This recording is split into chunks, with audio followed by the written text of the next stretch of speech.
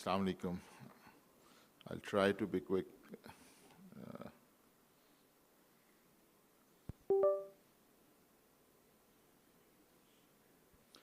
Okay. मेरे ख्याल में 1980s में जब अखबार पढ़ना शुरू किया था और थोड़ी सी समझ आनी शुरू हुई थी, तो ये जो एलिमिनेशन जर्नी है इसी से रिलेटेड एक लफ्ज़ था कि पाकिस्तान एक नाजुक मोड़ से गुजर रहा है। तो हम अभी तक उसी नाजुक मोड़ से गुजर रहे हैं। तो अब आपको समझ आ जाएगी। Anyhow, I come from Gujranwala and all of you are welcome. वहाँ पे सिर्फ तिक्के कबाब नहीं है और भी बहुत कुछ है। और numbers are in front of you. I'm not gonna आप सब जानते हैं the load of hepatitis B and C.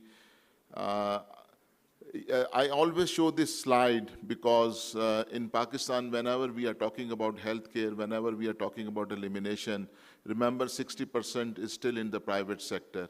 And of the 60% that we have in the private sector, 90% is out-of-pocket healthcare. So usually whosoever seeks medical care, they are getting it from their pocket. Unfortunately, this is alarming. We host the largest population of hepatitis C in the world, and we have close to 10 million viremic patients in Pakistan. So this is all data from 2022. And what happens actually if we do not take a serious action now, the number is going to increase. Years of disability, work lost, and death rate, HCC, everything is going to escalate. But if we act in a serious way, we can prevent over 130,000 deaths and 100,000 new cases of liver cancer. This cascade of care for hepatitis B and hepatitis C is in front of you. We need to do a lot in terms of finding cases. So this is in some way a snapshot of the journey. In between 2005 and 2010, annual average of 60,700 patients treated through the PM program. Then came the provincial programs, 2011, 2015, the numbers are in front of you. The situation changed when the branded DAs followed by the generic DAs, and with the local production and the reduction in price, the numbers increase. But did this help? This is the data of 10 years now of the treatment of hepatitis C in Pakistan in public sector and in the private sector. These are the IMS figures, and around 2.4 million people treated. Remember, in the public sector, we are not very sure this treatment actually went to the patient, or the patient actually took the treatment. But nevertheless, if we compare the number out of 10 million, so you have treated nearly 2.4 million. And not to talk about, the people who still needs, what we call, or we have to find the missing millions and, link them to the care. The WHO goals, they are very clear, what we really need to do. But the million-dollar question is what should be done and how it should be done. The Prime Minister program is to be overseen by the Ministry of National Health Services, Regulation and Coordination. It was launched, I think, a couple of years back in Governor House when we had the ceremony. I was there also. I'm sure it was not the first time the Prime Minister program was launched with all, the idea was the total population of Pakistan, 253 million, with 165 million above 12 years of age. The program to be launched in two phases. The first phase between 24 to 27, and the other from 28 to 23. And the first phase, it shall address the 50% of the population in the high-risk districts of Pakistan. And this just shows the population and the division in all the areas of Pakistan. So the salient features, the National Task Force headed by the Prime Minister, the Technical Advisory Group, an EMR for the whole country, and especially one of the major problems that we faced was the double checking of seropositivity. So we link it with the CNIC so that people should not be checked again. Screening and data to be linked to be done at the grassroots level, public-private partnership with labs, hospitals, and doctors, reflex blood testing where the person is seropositive.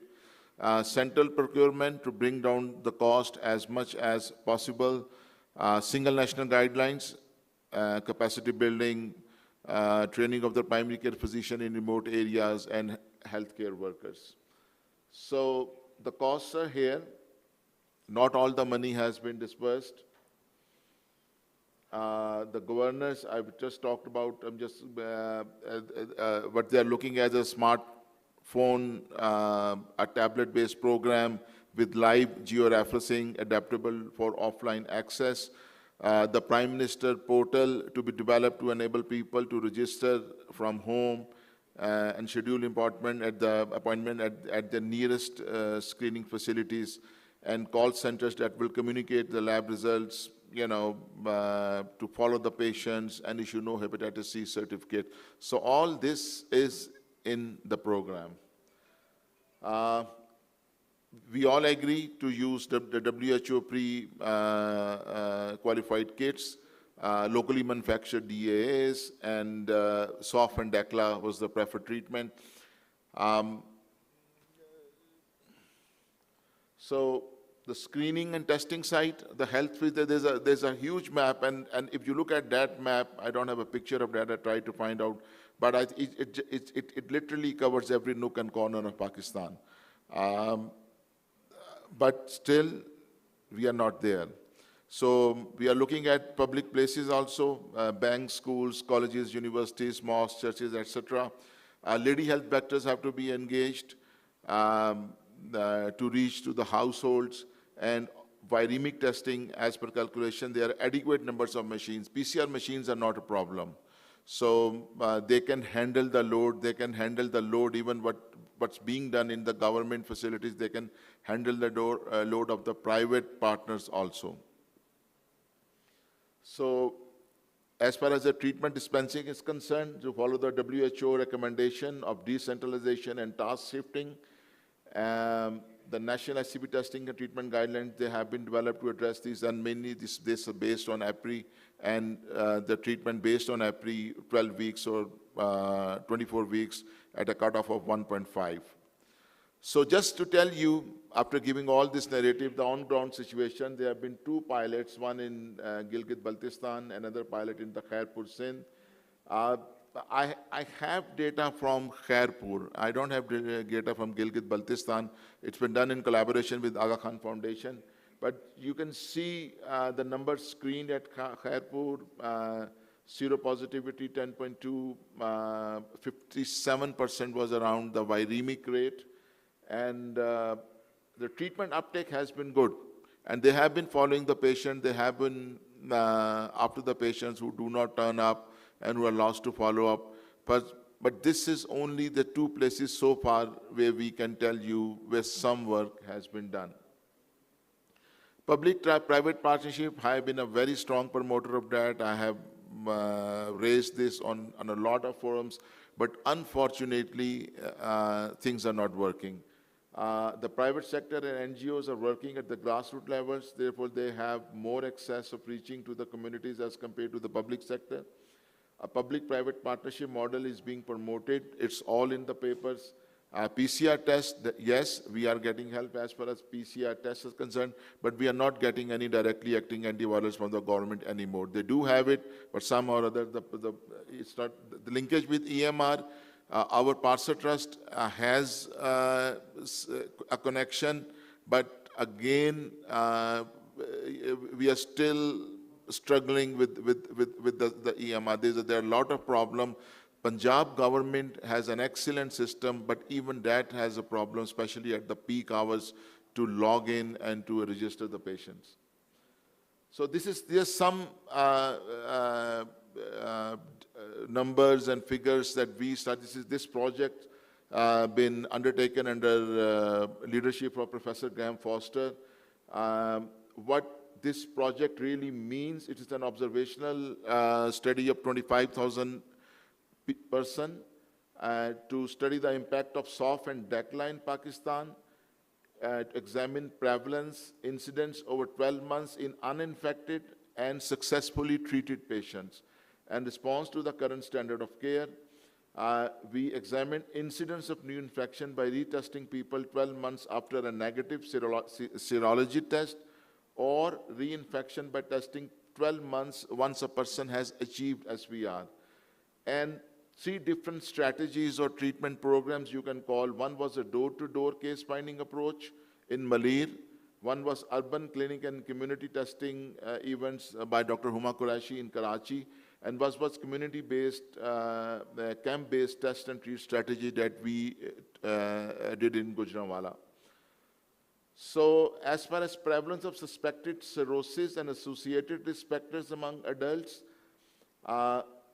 20% of newly diagnosed SCV infection in Pakistan, they may have cirrhosis. Of course, we relied on APRI, but this is something we really need to look at. Males, individual infected with genotype 3 and older age, they had higher rates of cirrhosis. Remember, the treatment rates, the treatment success falls when we are treating cirrhotics or elderly patient. Assessment of SCV incidence in high prevalence settings by direct assessment is possible. The rates of recall are suboptimal. High intensity treatment programs with domicile-based testing and treatment led to low incidence and reinfection rates, but rural opportunistic clinics may be associated with high rates of new and repeat infection. We found it especially in the camps in Gujranwala where the reinfection rates were high. Effective elimination program in high prevalence setting will need to use strategies that have high rates of testing and treatment in defined geographical areas in order to maintain low levels of infection. Treatment of genotype 3 chronic hep C, age reduces the efficacies with SOF and DACLA, but not with SOF and Valpatasvir.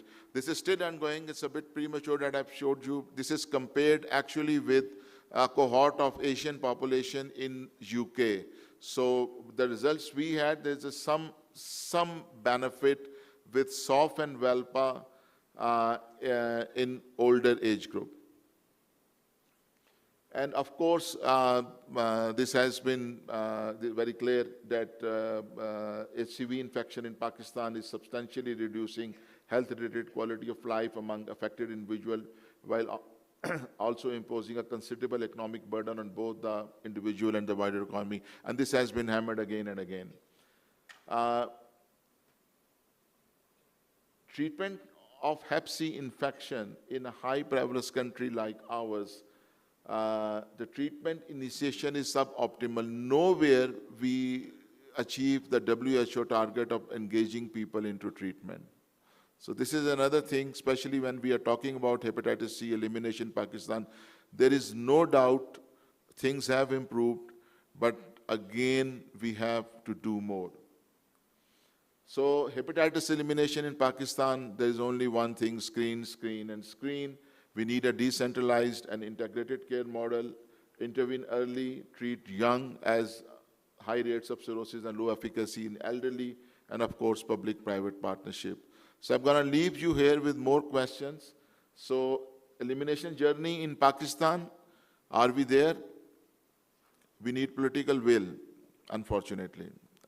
I think you all know the answer. I'm not going to go into detail on that. Power of tag, I think we need a steering committee. We need power. And we all know where the power comes from. We need power to implement an effective hepatitis C elimination strategy. Otherwise, we are not going to go there. Funding is an issue. Local donors, international donors is an issue. Priority, it's not a priority disease. We talk about community health workers, lady health visitors, they are engaged with so many other things.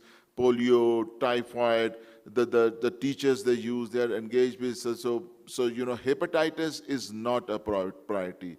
2 years have passed, and you are only talking about a pilot in 2 districts, areas in Pakistan.